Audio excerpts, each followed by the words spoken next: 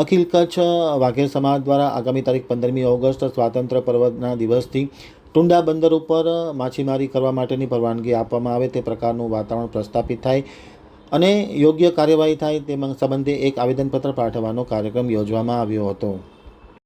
Mundra આમતક news બ્યુરોનો વિસ્તૃત અહેવાલ. અખિલ કચ્છ વાઘેર માછીમાર સેવા ટ્રસ્ટ દ્વારા મુન્દ્રા તાલુકાના કુતડી બંદર ટુંડા વાંડ બંદર ઉપર 15મી ઓગસ્ટ સ્વાતંત્ર્ય પર્વના દિવસથી માછીમારી ચાલુ કરવા દેવામાં આવે તે બાબતે એક પ્રાંત અધિકારી શ્રી ઝાલા સાહેબને આવેદનપત્ર પાઠવવાનો કાર્યક્રમ યોજવામાં આવ્યો હતો.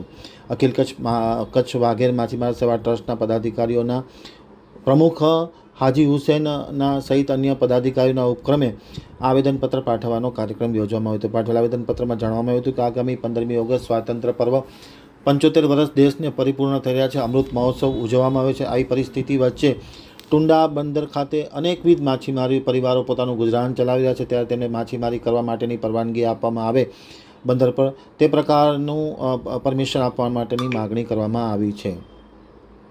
કોઈપણ પ્રકારના નિયમનો ભંગ નહીં થાય તે પ્રકારની માહિતી પણ તેમને આવેદનપત્રમાં જણાવવામાં આવ્યું હતું. Adani ports and AEZ limited દ્વારા સરહદી બંદર ઉપર માછીમારીની રોજીરોટી છીનવવાનો જે પ્રયાસ કરવામાં આવ્યો હતો તે પ્રયાસ બંધ કરવામાં આવે, રોડ રસ્તા બંધ કરવામાં ન આવે અને માછીમારી કરવા દેવામાં આવે તેમ રજૂઆત કરવામાં આવી છે.